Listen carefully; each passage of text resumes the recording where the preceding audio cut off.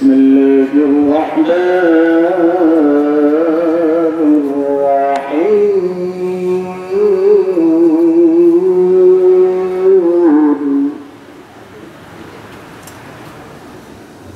إنا فتحنا لك فتحا مبينا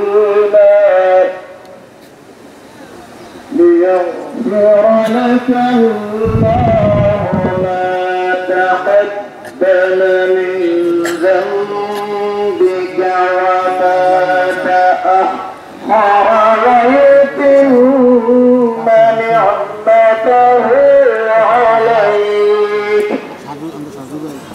ويهديك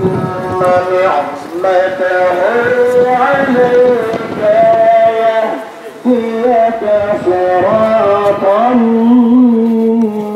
مستقيما وينصرك الله نصرا عزيزا وينصرك الله نصرا عزيزا স্মরণ করি 30 লক্ষ শহীদদের এবং মা বোনদের যাদের বিনিময়ে আজকে আমাদের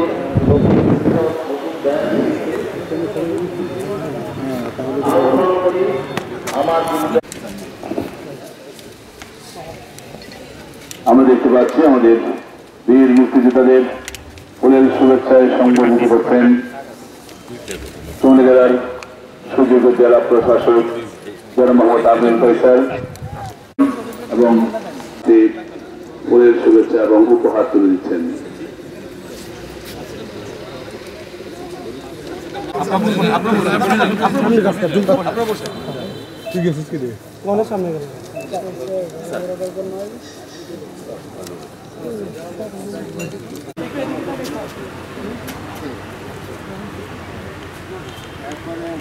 জনাব মোহাম্মদ আব্দুল ফয়সাল সম্মানিত সকলে মিলে আমাদের বীর মুক্তিযোদ্ধাদের সম্বোধিত করছেন। আমাদের মাঝে উপস্থিত আছেন সাবেক ডেপুটি কমান্ডার জনাব শৈলপতি চৌধুরী নন্দন সহ আমাদের কুমিল্লার সম্মানিত বীর মুক্তিযোদ্ধাদের এবং তাদের পরিবারের সদস্যবৃন্দ সবাইকে জেলা প্রশাসন কুমিল্লার পক্ষ থেকে আজকের এই মহান দিবসের শুভেচ্ছা জানাই। আপনাদের যে অসামান্য আত্মত্যাগ তার বিনিময়ে আমরা পেয়েছি লাল সবুজের এই বাংলাদেশ। আপনাদের প্রতি জাতি বিশ্ব মানচিত্রে যতদিন বাংলাদেশের অস্তিত্ব টিকে থাকবে ততদিন জাতি আপনাদের ঋণ কখনোই শোধ করতে পারবে না। সবসময় শ্রদ্ধা করে আপনাদের অবদান স্বীকার করবে। তারও একটি ক্ষুদ্র স্বীকৃতি মাত্র। আমরা আপনাদের কথা শুনবো, আপনাদের যে জীবন অভিজ্ঞতা, যুদ্ধকালীন যে অভিজ্ঞতা, যে জীবন সংগ্রাম, সেটি শুনে আমরা অনুপ্রাণিত হব।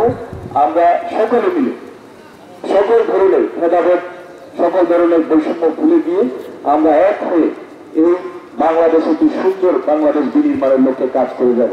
সেই অনুপ্রেরণা নিয়েই আমরা আজকের অনুষ্ঠান থেকে যেতে চাই। আজকে আপনাদের সকলের জন্য মঙ্গলকর জীবন কামনা করে আমি আমার বক্তব্য শেষ করছি। ধন্যবাদ সবাই। 1971 হলেও এটা অনেক আগে থেকে আমাদের মধ্যে আলোচনা আপনারা তাদের বা কেউ দেখেন নাই যখন আসেন তখন ম্যাক্সিমাম ওই বৈষম্যের কথা ভেবে তখনই আমরা পূর্ব পাকিস্তান তৎকালীন ছিল বাংলাদেশের নাম, পশ্চিম পাকিস্তান তখন আমাদেরকে সুযোগ করত, অনেক কিছু সুযোগ করত। সেখানে ওই বৈষম্যের কারণে এদেশে আমাদের মুক্তিযোদ্ধা সৃষ্টি হয়েছে এবং একটা স্বাধীন দেশ বাংলাদেশ সৃষ্টি হয়েছে। তারপরেও এই বাংলাদেশ সৃষ্টি হওয়ার পরে আজকে মুক্তিযোদ্ধা হিসেবে আমি দুঃখ প্রকাশ করছি। 1972 থেকে আজ পর্যন্ত যে সরকার যারাই ক্ষমতায় আসছিলেন তারাই অপমানিত হয়েছে। এটা বুঝতে পারা পারলাম না এটি কেন হচ্ছে। এটা দুঃখজনক।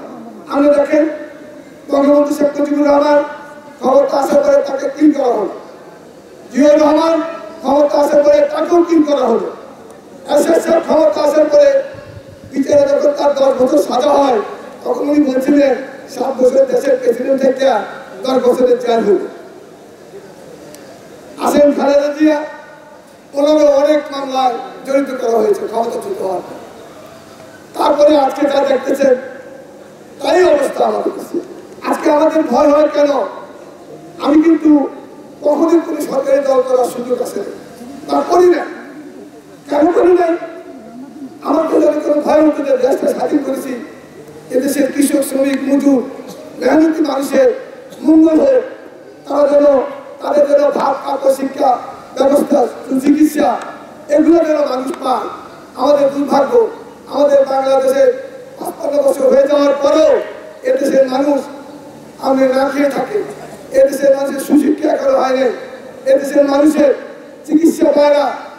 আবার এগুলো যে পায় না, এগুলোর কারণে আজকে আরেকটা আন্দোলন হয়েছে। এই আন্দোলন ওই ছেলেরাই করেছে। তারপরে বলতে হবে আন্দোলন শেষ কথা নয়। আমরা চাই এদেশের মানুষের অর্থনৈতিক মুক্তি চাই, এদেশের মানুষের সঠিকভাবে যেন ব্যবসা বাণিজ্য করতে পারে, এদেশের অ্যাডমিনিস্ট্রেশন যেন সুন্দরভাবে দেশটা পরিচালনা করতে পারে, দলীয়বাদের উপর নয়। আমরা শিখবেন, দেখবেন দলীয়বাদের কারণে আজকে কি হয়েছে। দুঃখ পাই, কারণ তারা তো আমাদেরই ভাই, তারা তো আমাদেরই সরকার। আর যারা লাঞ্ছিত অপমানিত হচ্ছে কেন হচ্ছে? যে সরকার যখনই ক্ষমতা আসে তাদের কাঁধে ভর হয়ে এই দেশটা শাসন করতে চায়। আমাদের আজকে যারা বিশ্লেষণে আছে তাদের কাছে আমার একটাই বক্তব্য, আমরা যেন এই দেশটাকে ভালোবাসি, এদেশের মানুষের মঙ্গল কামনা করি এবং এদেশের মানুষ শিক্ষা, বাসস্থান, চিকিৎসা এবং শান্তিতে বাস করতে পারে সেই আশাই করেছে, বারবার ফেল করেছে। এটা বানানোর জন্য দল বিভিন্ন তো মানুষ ভালো থাকতে পারে, দল বিভিন্ন আপনি ভালো অ্যাডমিনিস্ট্রেটর হতে পারে, দল বিভিন্ন আপনি একজন ভালো পরিচালিত হতে পারে। দল করতে হলে আপনার কোনো কথা আছে, ন্যায় স্ট্যাবলিশ করলে আপনি ভালো কর্মকর্তা হয়ে যাবেন। সবাইকে ধন্যবাদ। যদি ভারত শেষ দিকে যুদ্ধে অংশগ্রহণ না করতে হতো তাহলে হয়তো আমরা আরো বেশ কিছু যুদ্ধ করতে হতো, রক্ত আমাদের একক। কিন্তু শুরুটা মানে আন্দোলন তৈরি হয়ে গেল, স্পিড নিয়ে যায়, তখন সেই স্পিড তখন ছিল না।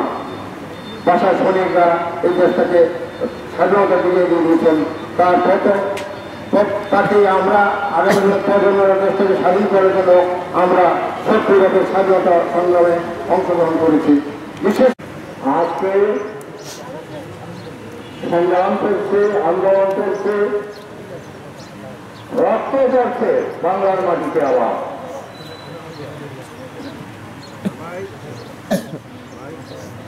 বাঙালির রক্ত দিতে জানে, কিন্তু সীমানা দেয় না।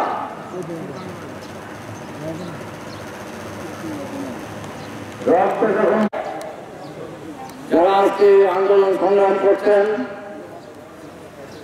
আর তারা ক্ষতিগ্রস্ত হবেন না। এটি না করে 18 কোটি মানুষের পাশে দাঁড়ান, মানুষের মুক্তির জন্য কাজ করেন। আরো রক্ত চাইলে রক্ত দেওয়া হবে, কিন্তু এদেশের মানুষকে অর্থনৈতিক, সামাজিক, রাজনৈতিক, সাংস্কৃতিক মুক্তি এনে দিতে হবে। আপনারা 10টার আগে থেকে এখানে এসেছেন অনেকেই। আমি বিয়েতে দাঁড়ানো ছিলাম, আমার সাথে আমার সহকর্মীরা ছিল, কিছু রোগী সম্মানিত নেতৃবৃন্দের কথা বলবেন। আমি আপনাদের সবার এতদিন তুমি বিরোধী দলে আপনাদের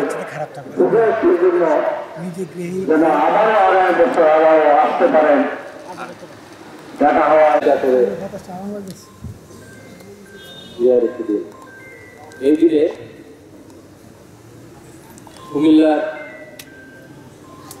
জেলা প্রশাসন কর্তৃক আয়োজিত বীর মুক্তিযোদ্ধাদের সংগঠন অনুষ্ঠানের সম্মানিত সভাপতি কুমিল্লা জেলার সুযোগ্য জেলা প্রশাসক জনাব মোহাম্মদ আমিরুল কাইসার উপস্থিত আছেন। আজকে এই অনুষ্ঠানে উপস্থিত হয়ে আমাদেরকে সম্মানিত করেছেন। আজ আমি আপনাদের সামনে দাঁড়িয়ে কথা বলছি যারা শহীদ হয়েছেন তাদের আত্মত্যাগ এবং আপনাদের সাহসিকতায় প্রাপ্ত লাল সবুজের পতাকা এবং এই স্বাধীন বাংলাদেশে জেলা প্রশাসক হিসেবে দাঁড়িয়ে কথা বলতে পেরেছি, এটা শুধুই আপনাদের জন্য। আজ আমাদের আনন্দের দিন, আজ আমাদের বিজয়ের দিন। এই বিজয় অর্জিত হয়েছে এমনি এমনি নয়। এই বিজয় অর্জনের পিছনে অনেক আত্মত্যাগ রয়েছে, অনেক সাহসিকতার গল্প রয়েছে।